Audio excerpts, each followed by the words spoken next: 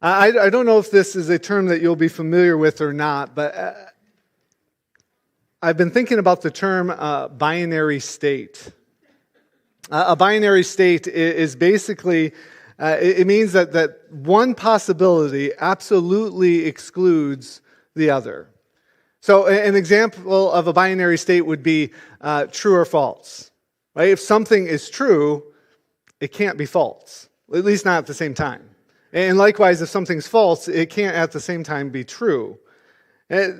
Think of in motion or at rest. Again, by definition, something that's in motion can't be at rest. Dead or alive, right? Life or no life. Those two things exclude each other. On and off. Those two things, again, exclude each other. Something cannot be both on and off at the same time. The final example I want to offer you is the term binary code. It's a new term, and yet it's an example of a binary state. Right? The binary code is the base language of all computing, and binary code is represented by a string of ones and zeros. Right? A string of simple yes, no, on, off choices, and if you string those ones and zeros, those yes, no choices, if you string those together in the billions and the trillions, you can create the digital world that we explore and inhabit through our computers, our smartphones, our televisions, all the multitude of devices that are around us, all built by ones and zeros. I'm not going to lie, I don't get it either. But see, it all starts with that one choice, and then every other yes-no choice from then on builds on it. I think as a culture, we're often troubled by the idea of a binary state. That's partly because of the world that we live in. We've come to a place in human history where it's actually possible to be a little bit pregnant. How is that possible? But yeah, an article that I came across the other day said that those who have gone through vitro fertilization, there's about a 1-week period where after the embryo has been planted, that woman is in waiting. She's a little bit pregnant. We used to live in a world where a person's dress and mannerisms would clearly indicate whether they were male or female. And now we live in a world where that isn't quite so clear. Filmmakers often bend the idea of the binary opposite to get our attention. Batman is a superhero, and yet he's so dark. Right? There's the Marvel Comics extols the virtues of the heroic hero. Right? He's the bad guy. His efforts are evil, but yet his intentions are good. Iron Man is basically a jerk, but yet he ends up being the guy that everyone loves the most. Captain America is an all-American good guy, but yet he defends a known assassin. See, the intent here is that you would walk away uncertain about the motives, right? Which motives were good? Which intent was really, which choices were really the best? See, the idea is that you walk away from those films questioning the assumed binary. It's intended to hold your interest. But it isn't just that we don't struggle with this idea of a binary state just because of the world that we live in. We also struggle with it because for so many of us, we struggle with the idea of black or white choices with no room for shades of gray. Right? That's a struggle for us. But still, it's difficult to argue that light and darkness aren't binary opposites. I mean, after all, physically speaking, darkness is the absence of light. And morally speaking, isn't it the same? Right? We live, aren't we all making choices that move us in one direction or the other? Last week, we all agreed, or at least I assumed you agreed, that this world is getting darker, right? That we are moving in a direction that is away from truth, away from light, and that's posing some difficulties for us. And so here's my thesis for today. My thesis for today is this, that the world is either getting darker or it's getting lighter, and you contribute one way or the other. We contribute 100,000 of yes-no choices. And in each one of those yes-no choices builds on the one that preceded it, building the world that we know and experience. 100,000 choices, each one nudging us a little closer to the darkness or a little closer to the light. And so the question is which is it? Well, which is it that you choose? What world do you want to build? Because our choices are actively building it as we speak. We all know the direction that Jesus took, don't we? Right? He was light defined. Wherever he went, the world got brighter. John 1, 4-5 says this. It says, "In him was life, and that life was the light of all mankind. The light shines in the darkness, and the darkness has not overcome it." See, there is an exciting truth here. Darkness can never overcome light.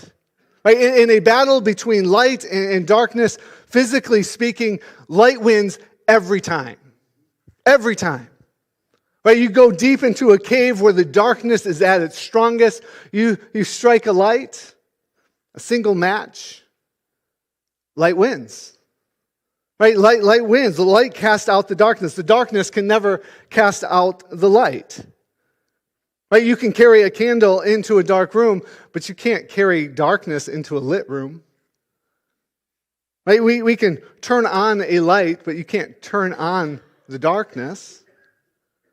I want to share a quote with you. This is what it says. It says, "Good is stronger than evil. Love is stronger than hate. Light is stronger than darkness. Life is stronger than death. Victory is ours through him who loves us." Those words, they were spoken by Desmond Tutu. And Desmond was the Anglican minister living and ministering in Johannesburg, South Africa, during the mid-'80s when the violence and the conflict surrounding apartheid was at its peak. Right, Desmond lived in a time and place when it would have been easy to think that the darkness had won. Desmond was a man of color, which means that he had spent his entire lifetime oppressed by a government of the nation that he chose to serve. See, both his current context as he spoke those words and everything that he had experienced prior to that moment confirmed that the darkness was winning, and yet Desmond chose not to carry that darkness with him. He chose to carry the light of Jesus with him. And so therefore, he could remind his people, good is stronger than evil. Love is stronger than hate. Light is stronger than darkness. Life is stronger than death. Victory is ours through him who loves us. See, Desmond's point in saying this is that if we live like Jesus, we win. Right? That's the key. All this chaos that's surrounding us, everything that we've experienced up until this moment, it doesn't matter. If we live like Jesus, we win.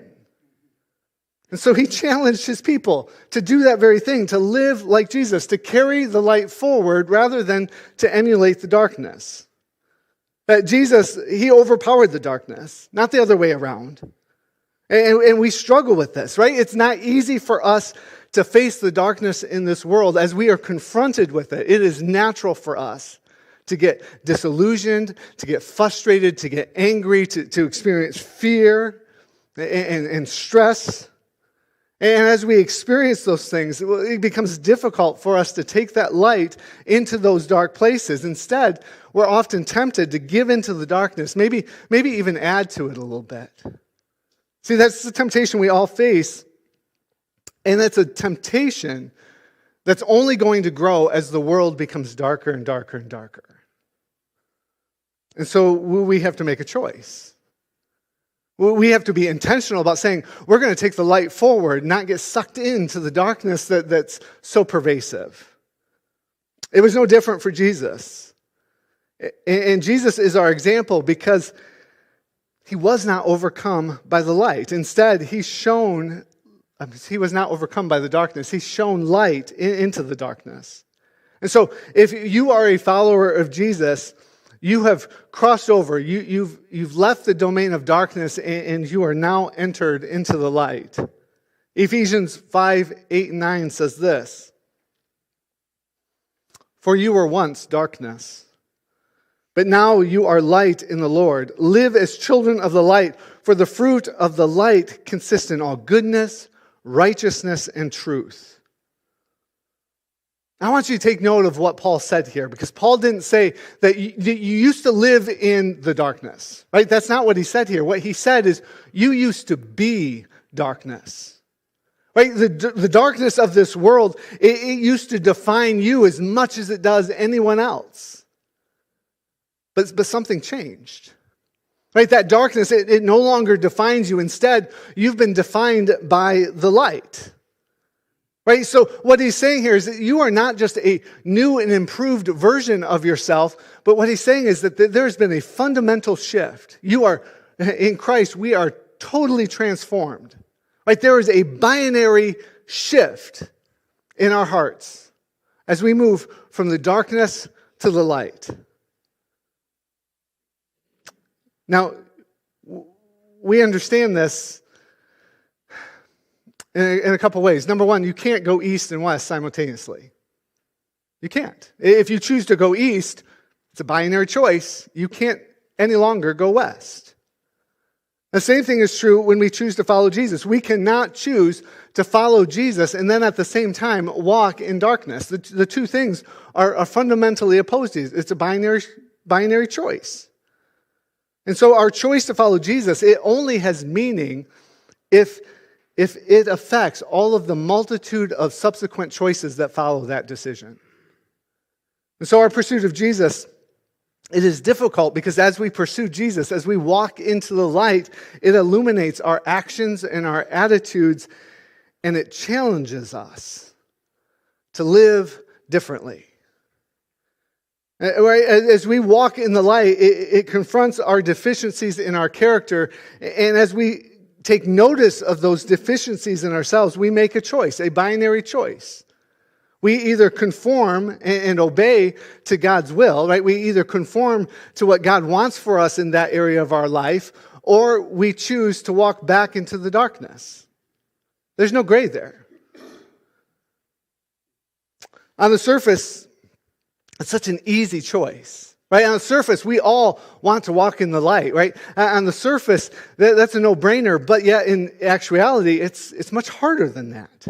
Right? It's harder because walking in the light means that the hidden things of our hearts needs to be revealed. Right? The difficult things from our past need to be explored and brought up to the Lord. And so the pursuit of Jesus, it requires that we put aside pride and complacency and comfort.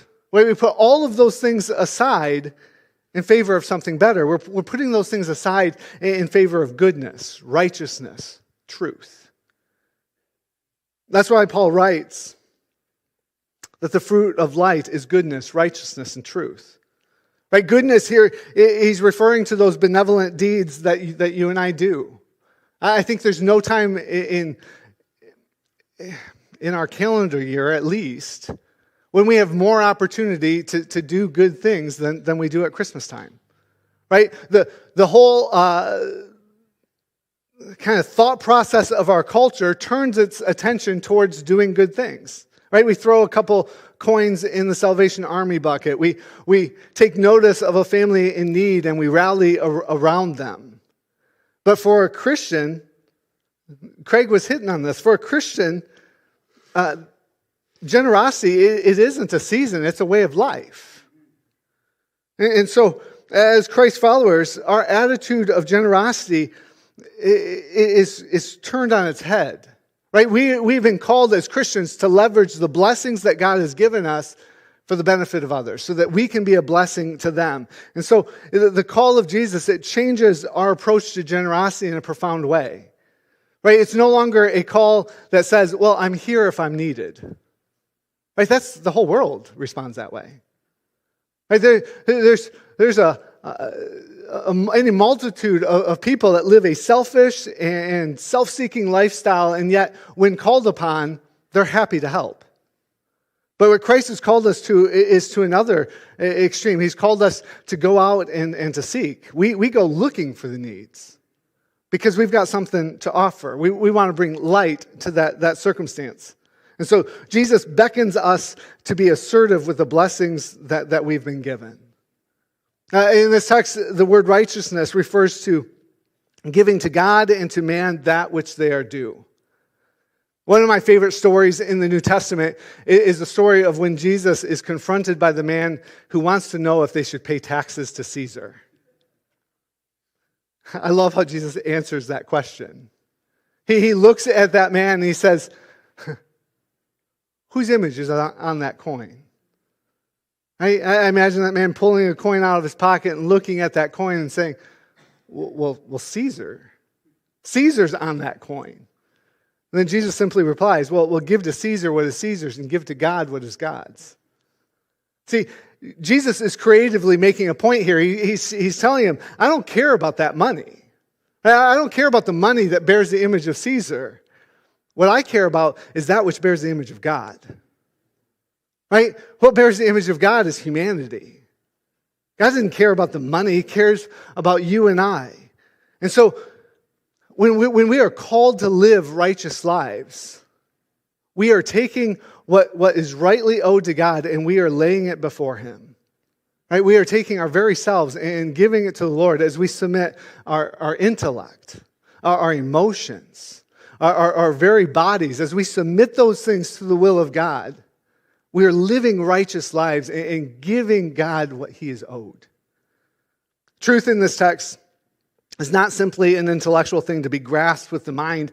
It's a moral truth. It's something not only to be known, but to be done. Right? The light which Christ brings makes us useful citizens in this world. It makes us people that are quick to do our duty, quick to do the things that we know we ought to do. Right? We want to live lives that are in pursuit of truth. Living in the light means that Christians are called to be different. But here's the thing that I've been learning. And I think we've all witnessed this. Too many Christians complain about the darkness around us rather than choosing to be the light. Right? If Christians spent as much time reflecting God's light as they did railing against the darkness of the world around them, man, this world, it'd be a bright place. But we make some mistakes here.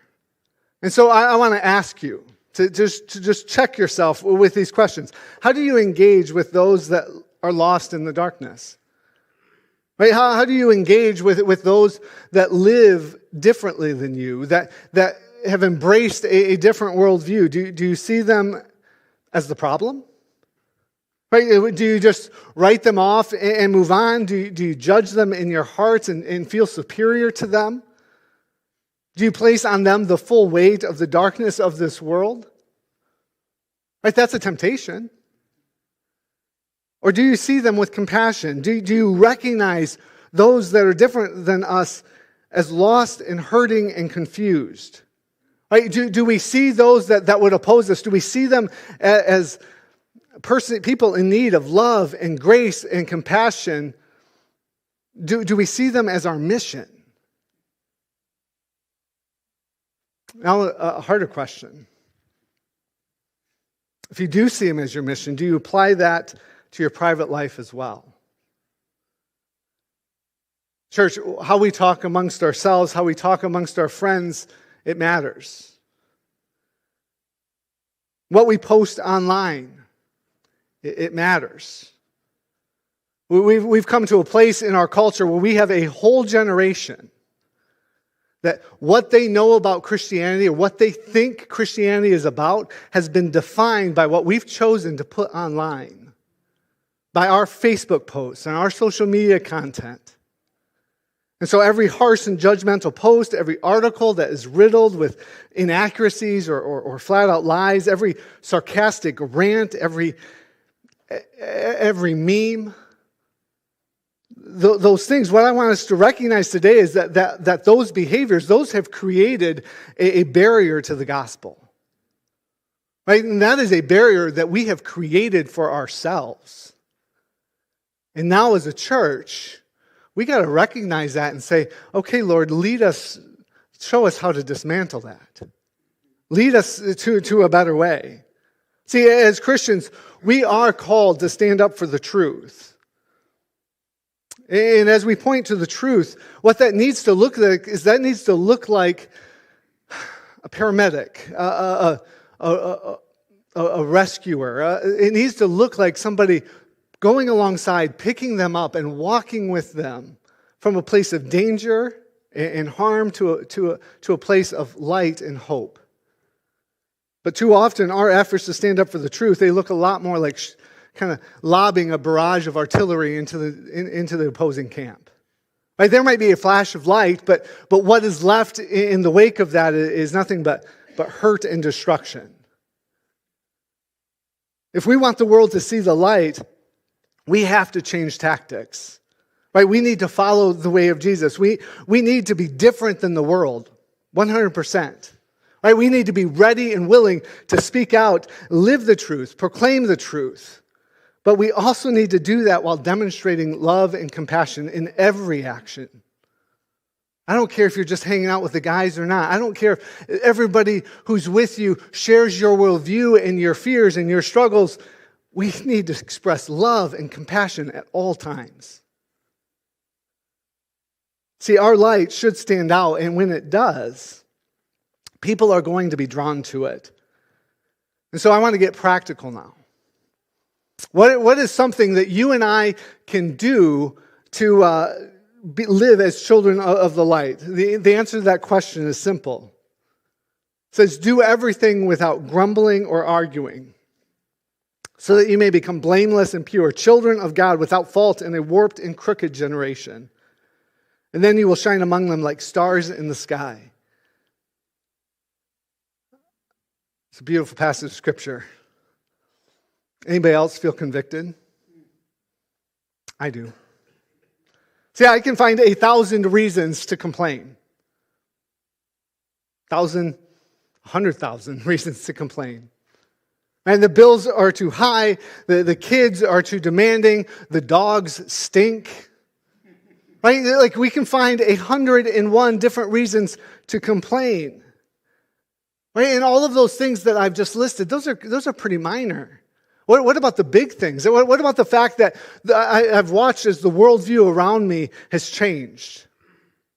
Right? What about the fact that as a Christian believer, man, I feel like my opinion is marginalized and misunderstood? Well, what about the fact that I've got serious concerns for the future, for my children, and what my eventual grandchildren will experience? I mean, those are serious concerns. And yet, I hear Paul leaning in saying to me, Andy, knock it off. Stop complaining. Be light. And I believe that is good advice because, let's face it, when we choose to complain about the darkness of this world, we change nothing.